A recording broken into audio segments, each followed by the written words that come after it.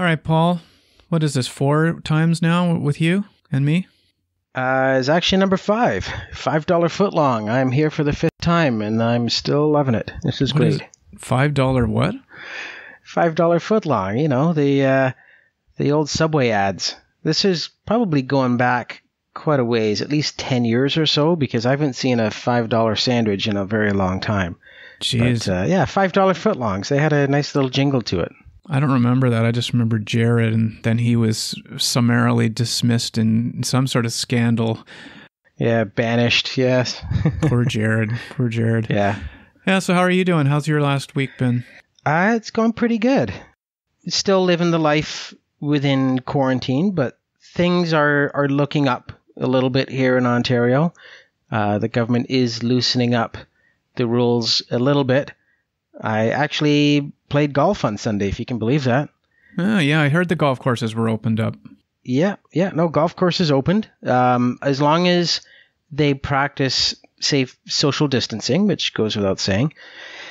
I managed to get out with a mutual friend of ours, Jason, and we just did 9 holes just to knock the rust off our games. And trust me, I had a lot of rust on my game.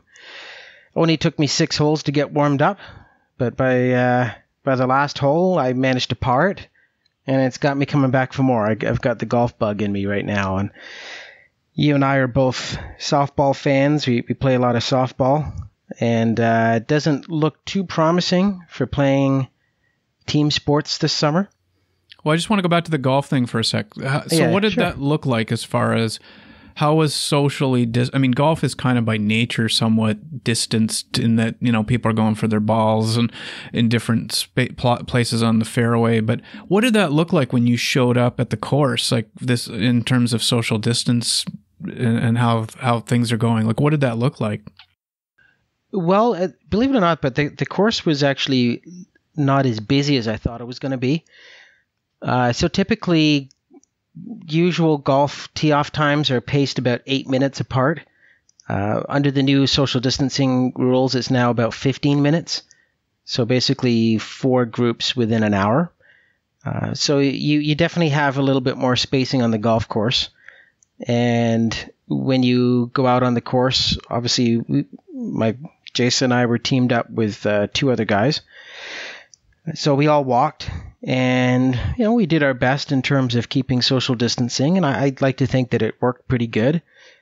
With respect to golf cart rentals, the power carts, I believe it's only 1 person per cart, unless you can prove that you live in the same household. Okay.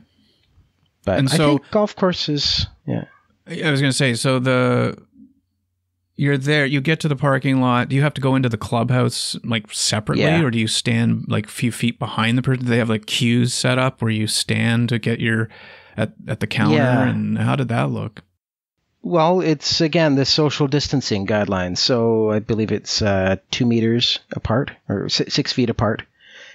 So as long as you're practicing social distancing, then everything seems to be fine. Obviously, in the pro shop, they had the plexiglass cover up where the cashier was. Mm-hmm. But so far, it seemed to work well.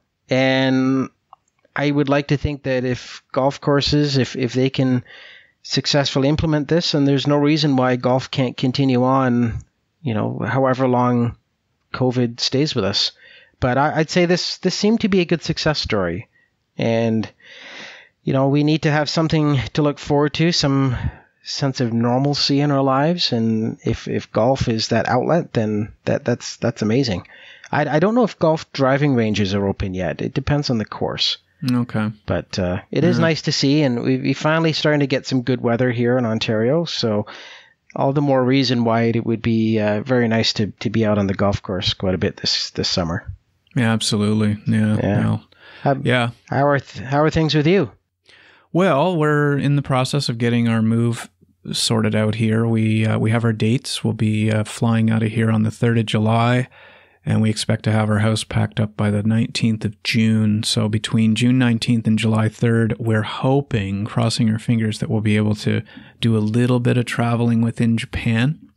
See, for instance, Hiroshima, which is a part of Japan we never got to, and it's an important historical place for us to see. We do want to see it, and we'll just have to kind of feel it out in the next month as to, is that going to be possible to do it? I mean, Shinkansens, the high-speed trains are operating now, but Tokyo is considered one of the hot spots in Japan, so people outside of Japan don't exactly get excited when they hear people from Tokyo are coming to visit. So there could be a little bit of resistance around like booking accommodations. If we're booking accommodations and they know we're coming from Tokyo, that could get some backs up. And so we haven't really started exploring that yet. But hopefully by a month from now, they'll have lifted this state of emergency, which they're planning to lift by the end of the month, and that things will be a little bit more free in terms of what we can do. Yeah, well, hopefully you're able to get some last minute traveling in, because I think once you leave Japan, it's I guess it's a little bit more difficult to go back to Japan. It's not exactly around the corner. So, but I would imagine based on your incredible experiences, I'm sure it won't be the last time you're in Japan. So, well, I don't know. I mean, we spent almost 4 years here, so I don't think Japan's would be on our list of any time to come back to it anytime soon. I suspect we won't be coming to Japan anytime soon. The one thing we did get sorted out, the cat left, Fluffy left yesterday. Yeah, now you bring up something interesting, because you and I, we talked about this earlier this morning about transporting your cat. And I actually found this story a little fascinating, how I guess the logistics of sending a cat halfway across the world. And yeah, it really is kind of fascinating to think about it in the sense that, 2 days from now, a cat in Japan is going to be here in Canada. So I really didn't know much about how these, I guess, pet transport services work. So maybe you'd like to talk about it a little bit. Yeah. So basically there's kind of two ways to transport an animal to wherever it is you're going. You can either take it on the plane with you, which requires you to take it on the plane, put it under the seat in front of you.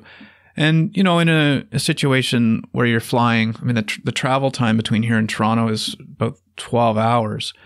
The thought of having a cat in the plane with us for 12 hours is not really a pleasant thought, to be honest.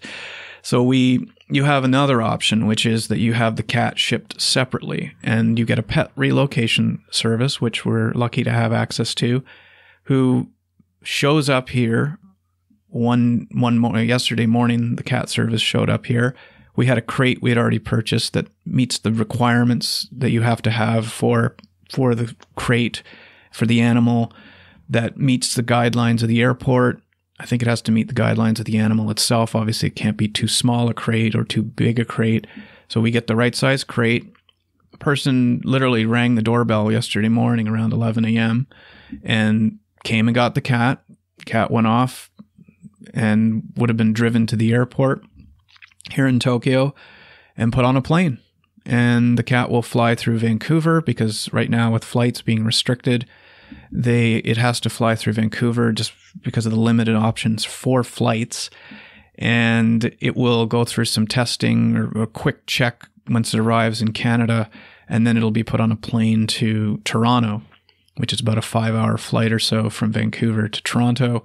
Then it'll get checked again, probably in some capacity. They'll make sure it has water. I guess when it arrives in Vancouver, they'll clean the cage, because 14 hours on a plane, you're assuming it's going to have to do its business. Yeah. So once it arrives in Toronto, it'll be put on a truck or a van. Someone's going to drive it out to my parents, and then it'll be there until we're ready to bring her back to our permanent house in Toronto, which we won't be getting access to until September. But Kat will live with my parents for a few months through that transition. So it is a pretty organized process. I mean, there's probably these various checkpoints from the point it leaves here to getting to the airport to the next airport. The pet service takes care of all that. Yeah, when you mentioned the pet service, it sounds like a really interesting niche service that is provided. One really wouldn't think about having a pet transport service, but man, is it really a real specialized business, and there's a real need for it. I guess you don't realize how many expats, travel the world, and obviously they would have their own animals that they would bring with them. Mm-hmm. Yeah. And this fills this meets like an incredible service. I guess there's a little bit of a trust factor that you have to put into these people, and a bit of a leap of faith. And I'm assuming that they have a good success ratio. Otherwise, one would think that they wouldn't remain in business. Right. But, hopefully everything works out great, and the cat will be with your parents within a few days. How long does the process take? I think you mentioned about 2 to 3 days in terms of the transport, because there's a lot of stopovers there. Well, so the cat is supposed to be in Canada on Friday, which I'm assuming would be Canada time Friday, which would be Saturday our time, sometime Saturday, early Saturday. It will be Saturday. So I guess at the end of the day, it'll be like about 3 to 4 days of travel. Yeah. And then you have the time difference and everything. So yeah, it'll be there. We hope it'll make it there safely. And you're right that especially with COVID, it was even more important that a proper transportation service be selected, because there was definitely more involved in the shipping of the cat. In one way, it was easier because Japan has extremely high quarantine restrictions regarding animals coming into the country. It's considered a rabies-free country. So they are very meticulous about making sure the cat has all the rabies shots it's supposed to have. And quarantine's now a word we're using a lot, but normally it's not really applied to humans so much. I mostly heard it in an animal capacity. When it comes to bringing animals into countries, they have to go through a quarantine period. If all your paperwork is in order, coming into Japan, a quarantine period should take all of about an hour. But if anything is not in check, it can result in days, weeks of the cat being or the animal being quarantined if it doesn't meet the requirements. So going back will actually be a little bit easier because Canada isn't quite as restrictive, and the things we did to get the cat into Japan all make it easier to get it to Canada. Yeah. Well, here's hoping everything goes well and your cat will be here in Ontario on Friday. All right, this is the time when we talk about a product or service that we're enjoying the use of. And I wanted to give a shout out to actually a piece of equipment that I use for this podcast, which is the ATR 2100. It's a microphone that is made by Technica. It is the kind of go-to mic, especially for starter podcasters. And it's not too expensive. It's about $100. And it is both XLR and USB capability, which for those that know music, professionals would use an XLR mic when they're plugging into stage equipment. It's just a higher quality connection for recording, for broadcasting. And so this microphone has the ability to connect that way. It also has a USB connection, which is how I use the microphone for connecting into my computer here for recording. So my shout out is to the XLR 2100, the ATR 2100 by Technica. Well, it certainly sounds very good quality. I think I will invest in one myself. In terms of my product or thing that I'd like to talk about today is actually a TV show.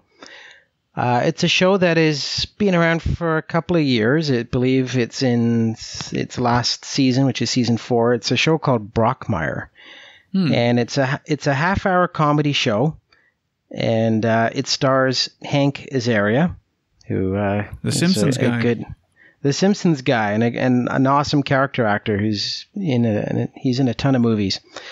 Very quickly, the premise of Brockmire, he plays a washed-up baseball broadcaster who, left the game for about 10 years because of some personal issues, and now he's back being a broadcaster of a minor league baseball team in Midwestern state somewhere. And it's just about his exploits and the interesting people in the town. And I don't know, it's a great comedy show in my opinion. It's only a half hour, so it's easy to knock off quite a few episodes when you got some time to kill. It's funny. But I think you got to appreciate baseball. I think you have to have an appreciation or a love of baseball to kind of get the show. I think if you didn't like baseball, you may not really get the humor or the storyline behind it. But either way, I like it, and I recommend it for sure. I think you'd like it, Clark. All right. Yeah, I'll check that out. Always good to have some light stuff right now. And bite-sized chunks is good too, that kind of 20-minute episode. Just building on that, I'll say Schitt's Creek. If you haven't seen Schitt's Creek, it's a lot of fun. Eugene Levy, Catherine O'Hara, fantastic comedy duo. The supporting actors are awesome too. So Schitt's Creek, if you are looking for something else a bit light and 20-minute segments, and you can rattle off a season in a couple of days if you're not careful. Yeah, no, we need those shows at this time, that's for sure. Okay, so let's move into the documentary section. We brought this up last episode that we were going to have a look at The Great Hack. It's a Netflix documentary. So The Great Hack is a 2019 documentary film about the Facebook Cambridge Analytica data scandal. The documentary focuses on Professor David Carroll of Parsons and the New School, and also Brittany Kaiser, former business development director for Cambridge Analytica, and British investigative journalist Carroll Cadwalder. Their stories interweave to expose the story of Cambridge Analytica in the politics of various countries, including the United Kingdom's Brexit campaign and the 2016 United States elections. So I guess I'd start by saying, why did we choose this documentary in the first place? Well, I think this was a documentary that obviously it kind of speaks to everyone when it's talking about, I guess the harvesting of data, of what we call like the scraped data from millions of Facebook users. I think this is a very relevant topic, and I didn't know a lot about it going into it. It kind of piqued my interest because I'm interested in anything that has to do with politics. But I really learned a lot about this. I had a basic understanding. I do recall when Mark Zuckerberg got called before testifying with the U.S. Senate committee, and I remember not sort of following it, but not really understanding the true context as to why he was called upon to testify. This certainly explains that, and I think anyone who is on social media, especially Facebook, needs to watch this documentary because it makes you think. That's for sure. Yeah, it's something I'd heard about. I'd heard that there'd be a lot of eye-opening moments in it, some things that we may have actually even be disturbed to hear about. And I guess where this all really started, which I didn't know, was Cambridge Analytica was working with the Ted Cruz election campaign back when he was kind of the runner-up to Donald Trump for the Republican nomination.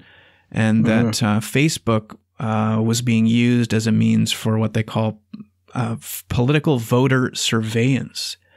And when Cruz dropped out to give way to Donald Trump, Cambridge Analytica contracted with the Donald Trump campaign to aid in the 2016 presidential election. And basically, it was involving harvesting millions of people's Facebook accounts with what they're saying was without their consent. So I guess that's the thing. Was it really without their consent? I mean, there are terms and conditions when you sign up for apps that lay out some of these things. I mean, do you buy that? Do you believe that Facebook users' data was being used without their consent? Yes and no. I guess where this all kind of stems from, and this is where the documentary sort of started off with this, is that, most people have made comments about how you get, I guess, targeted ads popping up on your cell phone, or I guess suggested Google searches based on conversations you've had with people. So I think most people would agree that, it's a little creepy when it sounds like your phone is listening to you. So where we're going with this is that when we talked about the how this information is used for elections, for the election of Donald Trump and the passing of Brexit. People's information was extracted from social media sites, Facebook, etc., to figure out their political views. And companies like Cambridge Analytica targeted individuals based on their, political leanings. And one might argue that this was used to influence elections and to influence the outcome of Brexit. But to answer your question, were Facebook users, was this taken against their knowledge or against their permission? Well, I guess that kind of begs the bigger question, where if you post something on social media, should you expect to have privacy? Should we expect that anything that we post on Facebook be completely private? And I think the answer, it's hard to answer that, because we're getting into a lot of gray areas here. I think on the surface, yes, it is a violation of people's privacy. However, if you do post on Facebook, one would have to expect, especially in this day and age where information is so freely moved within the web, that any information you post on social media is going to be used in some capacity. Yeah, I like how they open up.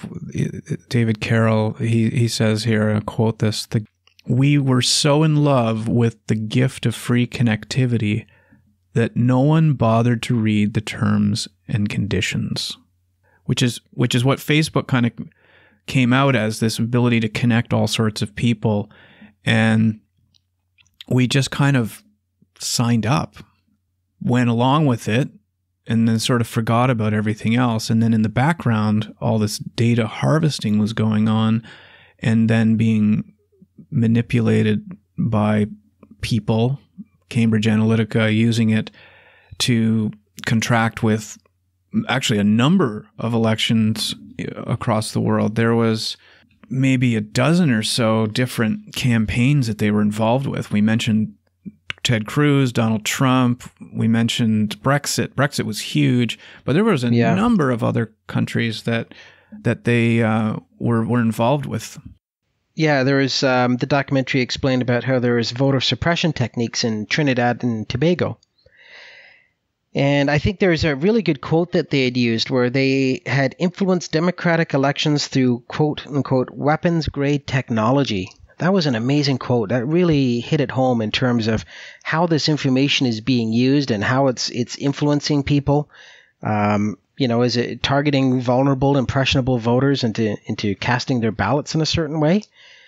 You would like to think that people ask the right amount of questions. When you get information provided to you, I would like to think that people take a second to question the legitimacy of it. But at the same time, maybe that's a reflection of our current world, of our current society, where most people get their information from these nuggets of information and these breaking news headlines that flash across your cell phone.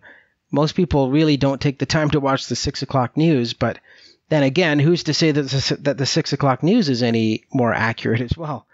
In this day and age where you hear about the fake news, that's a topic in itself. But getting back to what Cambridge Analytica was doing, it was truly manipulating this information and trying to deliberately influence outcomes of elections, which on the surface is really unethical. That was something that really jumped out for me, was that in particular with the U.S. election, they used this term called the persuadables. Yeah. Which in particular affected swing states like Michigan, Pennsylvania, Florida, Wisconsin, that what they were doing was assessing the profiles of Facebook users in those states and targeting those they believed were considered persuadable. And by targeting these persuadables, they could direct certain information at those people. Like, so if through their tracking, these people were potentially concerned about, say, Hillary Clinton, and her ethics around what she was doing, like the email scandal and other things, that if they could detect any sort of maybe activity regarding those types of topics, they would be able to push ads like the Crooked Hillary campaign. Was one of Donald Trump's words he used a lot, Crooked Hillary.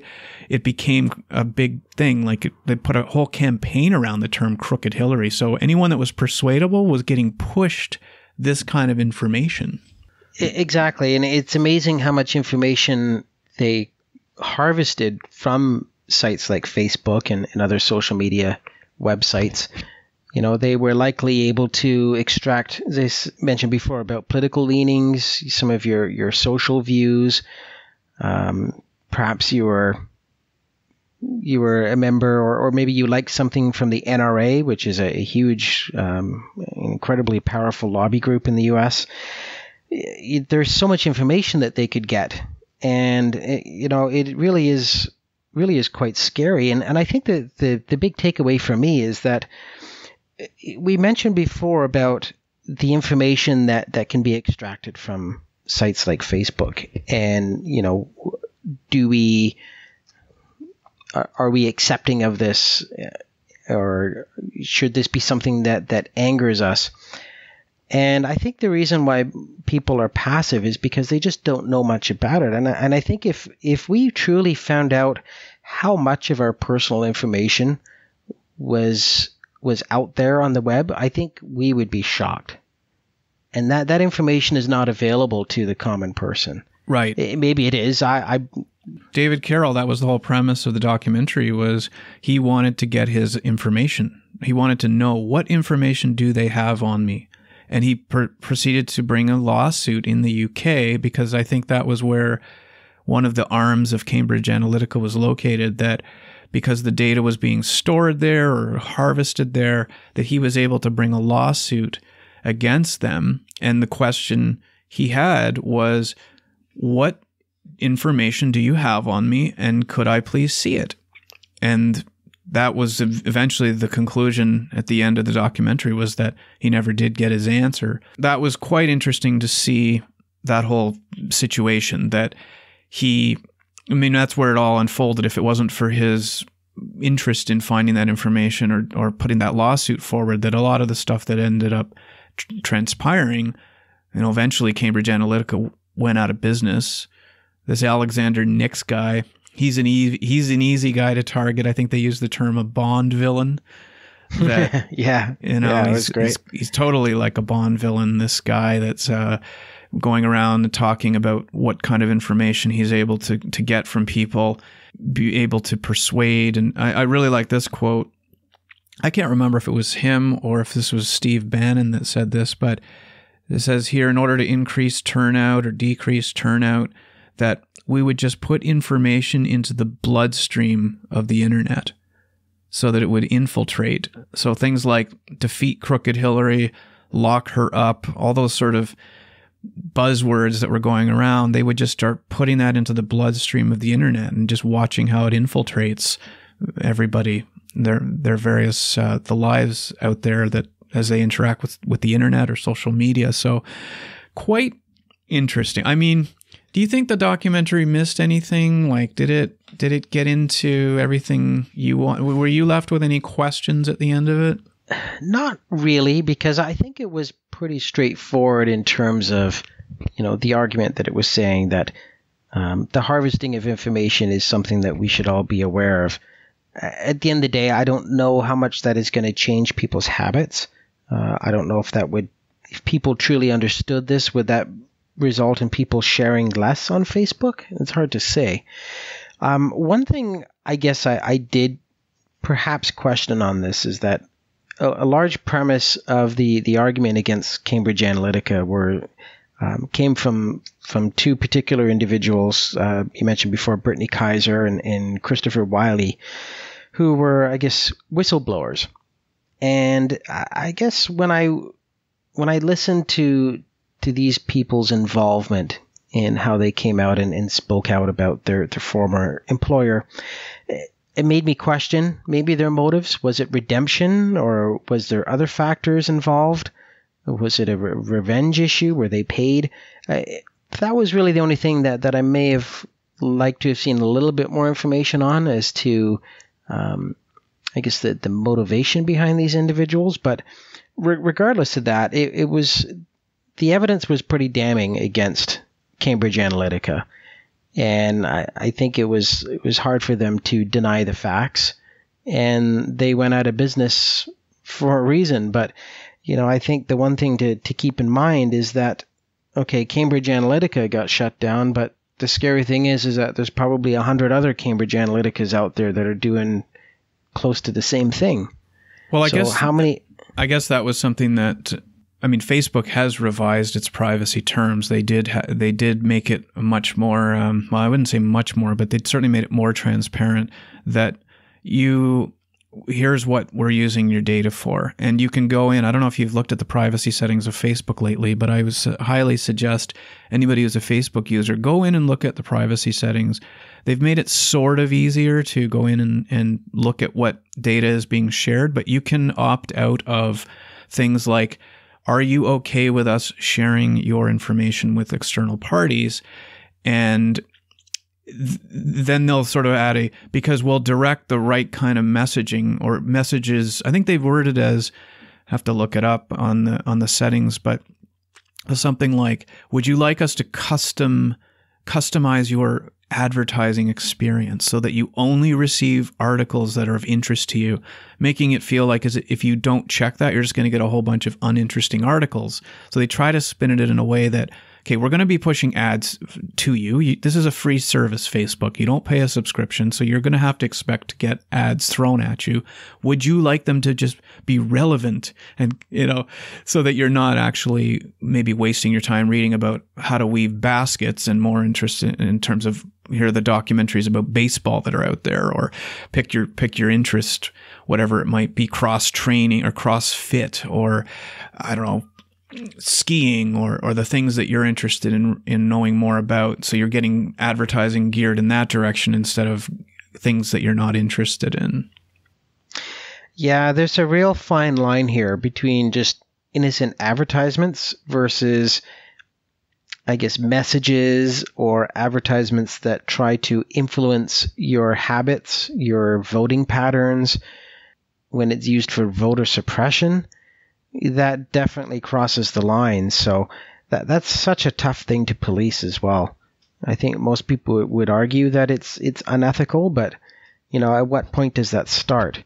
And are we to blame for this? Most people, and I'll admit that I'm guilty of this as well, have not gone into my privacy settings into Facebook in a very long time. So I'm really not sure what I signed up for, and that's my fault for doing that. But I do think that people do share a lot of information on Facebook, more than they probably should. And for myself, I'm on Facebook, and I'm pretty guarded as to what I put on there.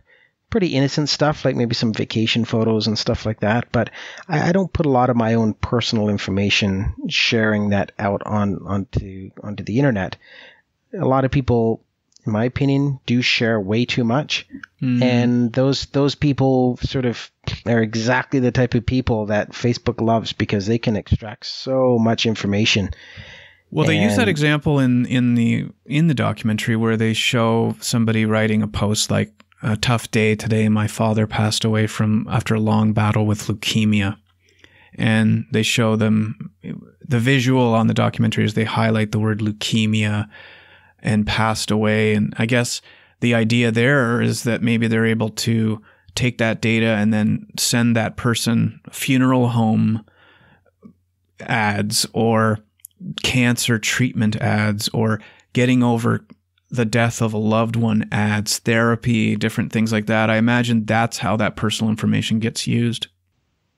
Yeah, exactly. And again, you hope that the targeted marketing is used for honest purposes. And I realize that Facebook is there they got to make money like everyone else. But as I said, this documentary raises a lot of questions about the ethics, and where does that line get crossed?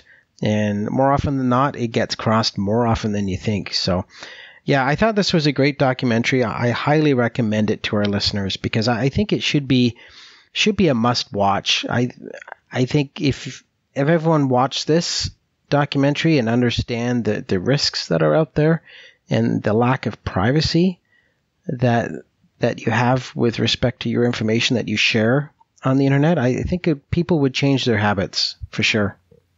I don't know. I mean, for me, I think I'm wondering that for myself. Now that I've seen the documentary and we've put some attention to it, obviously in a bigger way than some might, just having watched it, we've taken notes on it. I've watched actually it 1.5 times. I've got through the second viewing of it yesterday just to kind of refresh my memory. But will it change what I share? I don't know. I mean, I never have shared anything on Facebook that at least I don't think, that I wouldn't be willing to share it anyway. It's actually one of the things about having certain friends on Facebook, like work colleagues, for example. I was never a believer in having work colleagues on my Facebook friends list. And eventually people would send me friend requests and I'd be like, well, maybe it's okay to share that, get to know your colleagues a little better. I have to admit, one person who's a Facebook friend of mine is my boss. And I use that as a little bit of a filter, that when I'm going to post something, I do think, well, he's going to read this because he's active on Facebook and he's commented lots of times. And I was leery about adding him when he first requested it. And then, of course, that's a whole other topic, is when you don't accept a friend request from your boss, what does that mean? Yeah, it puts you in a tough spot, doesn't it? I had a policy is that I never friended or requested a friendship with anyone that I was that was like a subordinate for me. So I wouldn't request a friendship of someone that was not on equal level in the company, because I felt I don't want to put somebody in the position of feeling that if they don't accept the friendship request, that they're somehow being selected against. So that for sure. So two things there. One is that I like kind of having my boss as a friend because it does somewhat influence what I post. And secondly, I don't ever put anyone under pressure to be a friend with me, especially someone that is in my team that reports to me or is maybe lower, I hate to use the term, but maybe a little lower down in the totem pole, that I don't want anyone feeling that I'm using my authority. In fact, I would argue that my boss, I don't know if he'll ever listen to this podcast, I think he should think twice about friending people that are in his group, in his team, that it could be making people feel awkward, that if they don't accept the friendship request, that maybe he will say, oh, you don't want to be my friend on Facebook. Okay. Yeah. So, yeah. But I want to share one other thing from the documentary. One other quote that I thought was interesting is when Cambridge Analytica went to hire a crisis manager for their issue, they couldn't get anyone to accept all of the people they were trying to get a contract with to help them in this crisis management said, oh, no, we can't be involved in this. And I think the guy that was the CEO, he said, isn't that what crisis management companies are there for, is to get involved and help people? But it was funny how nobody wanted to touch Cambridge Analytica with a 10-foot pole from a crisis management standpoint. You've got a problem when... Yeah, it's kind of like, I guess, we're in the insurance business, so we like to say we don't want to insure anything when the building's already on fire. And I think that yeah, absolutely. Cambridge, the fire was a burning. It sure was. All right. Well, I enjoyed this. I hope others who watched the documentary listen to it or are interested. We don't think we provided too many spoilers here, but I highly encourage it. Like you said, have a listen to this or have a watch of this documentary. It is on Netflix now. I think it's a Netflix production, so it's available, I believe, anywhere you can access Netflix. But glad we did this, and I think this topic's going to show up now and then anyway, in just in terms of some of the conversations that we have in the future. Yeah, absolutely. All right, we're going to move on to the weird news story, and I know you selected something that you found interesting out there regarding South Korea, I think it was. Do you want to share with us what you got? Absolutely. Yeah, this was a really funny headline that jumped out at me. The headline reads, South Korean soccer team used sex dolls to fill empty stadium. And so let me explain a little bit about that. So a South Korean soccer club used approximately 30 sex dolls to make an empty stadium look like it had fans. So as you know, a lot of professional sports teams are returning to action in various parts of the world, but most stadiums are playing to empty stadiums with obviously no fans in attendance due to coronavirus. And the soccer club had put these sex dolls at various points throughout the stadium, and their statement was that they believe that the figures were just ordinary mannequins. So the article said that the action on the field must not have been great because people quickly noticed that some of the fake fans were wearing clothing advertising sex toys, plus many of them were especially busty. So who noticed this? The people on TV watching it, or the players, or who noticed this? People on TV. So they were watching this and they noticed that there was, I guess people must have known that that these must have been fake fans. I think the intent of the soccer club was to use it as sort of a gag. So that, as I mentioned, their original intent was just to have ordinary mannequins, but when they ordered these mannequins, it ended up being these sex dolls. I think they were just trying to add fun to the non-spectator match, but unbeknownst to them, that they were actually sex dolls. So the team